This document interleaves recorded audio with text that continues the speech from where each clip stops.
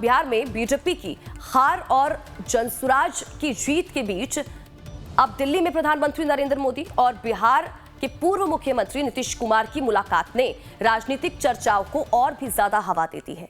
इस मुलाकात में जेडीयू नेता संजय झा और ललन सिंह भी मौजूद रहे। बांकीपुर सीट को लंबे समय से बीजेपी का मजबूत गढ़ माना जाता रहा है। आपको बता दें कि बांकीपुर बीजेपी के अध्यक्ष बन चुके नितिन नवीन की सीट थी, जो उनके छोड़ने से खाली हुई थी।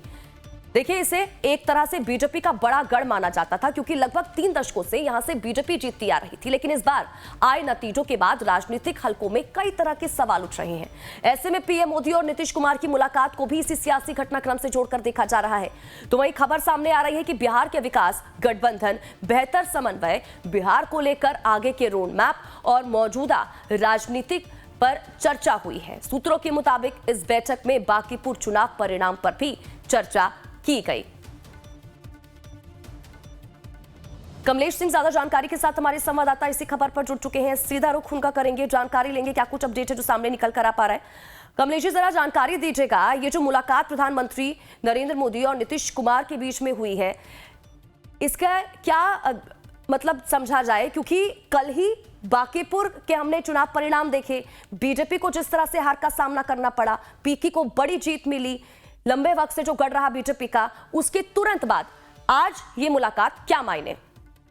देखिए, बहुत निश्चित रूप से काफी उल्लेखनीय है आज की मीटिंग, इसलिए भी कि बांकीपुर उपचुनाव में बीजेपी की हार हुई है और वो सीट परंपरागत रूप से बीजेपी की सीट रही है और राष्ट्रीय अध्यक्ष की सीट रही है। वहाँ हार निश्चित रूप से बीजेपी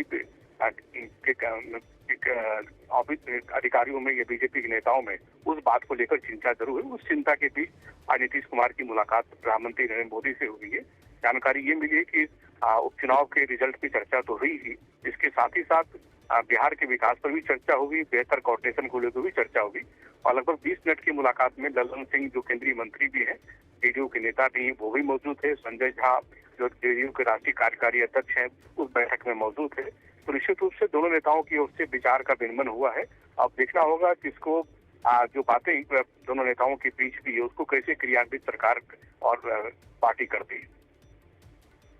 बिल्कुल कमलेश जी, क्योंकि महत्वपूर्ण ये मुलाकात इसलिए भी हो जाती है क्योंकि देखिए, चाहे हम विकास की बात करें, गठबंधन की बात करें, बेहतर समन्वय की बात करें, बिहार को आगे ले जाने के रोड मैप की बात करें, इससे अगर हम बांकीपुर की बात करें, क्या ये कहा जा सकता है कि जिस तरह से बीजेपी वहां पर आगे बढ़ रही है, जिस लक्ष्य के साथ आगे बढ़ रही है, जिन तमाम चीजों को लेकर कामकाज किया जा रहा है, उस पर यहां पर ज्यादा बातचीत की गई होगी? कल जिस तरह से हार का सामना करना पड़ा, पीके की तरफ से भी देखिए बीजेपी पर सवाल उठाए गए, बीजेपी पर हमला बोला गया। अब कहीं ना कहीं ये यहां पर समझा जा सकता है कि बीजेपी को यहां पर रणनीति बदलने की जरूरत है। क्या इस पर चर्चा भी हुई होगी? देखिए, बिल्कुल चर्चा बिल्कुल हुई होगी, क्योंकि डबल इंजन की सरकार है और वहाँ खुद पूरा चुनावी कैंपेन बीजेपी अध्यक्ष नितिन नवीन ने चलाई थी।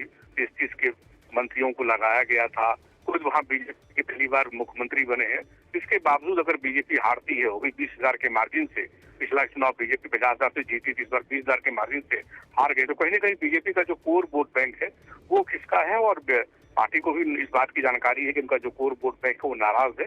तो नाराजगी दूर करने पे जरूर चर्चा होगी और चूंकि डबल इंजन की सरकार है तो सरकार और बेहतर क्या कर सकती है, लोगों के इच्छाओं पर कैसे खड़े उतर सकती है, इन चीजों पर चर्चा जरूर हुई होगी।